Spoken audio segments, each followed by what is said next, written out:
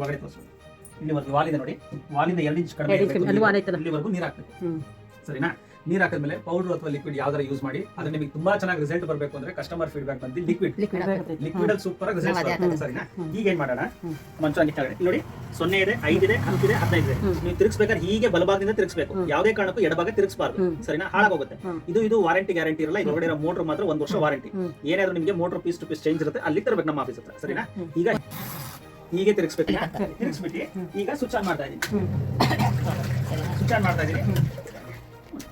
ನೋಡಿ switch on ಮಾಡಿದ್ದೀನಿ. ಈಗ ನೋಡಿ 30 ಸೆಕೆಂಡ್ ಬಲ್ಭಾಗ ತಿರುಗುತ್ತೆ, ಸ್ಟಾಪ್ ಆಗುತ್ತೆ, ಮತ್ತೆ 30 ಸೆಕೆಂಡ್ ಎಡಭಾಗ ತಿರುಗುತ್ತೆ, ಸ್ಟಾಪ್ ಆಗುತ್ತೆ.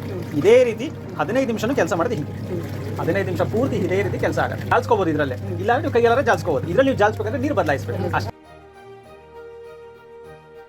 ಅಷ್ಟೇ, ಹೌದು. ನೋಡಿ ಇದರ ಕೂಗಿ ಲೈಟ್ ಬರುತ್ತೆ ಇಲ್ಲಿ. ಸರಿನಾ? ಕೂಗಿ ಅದೇ ಆಫ್ ಆಗುತ್ತೆ. ಆಫ್ ಆದ್ಮೇಲೆ ನೀವು ಸ್ವಿಚ್ ಆಫ್ ಮಾಡಿದ್ರೆ ಆಯ್ತು.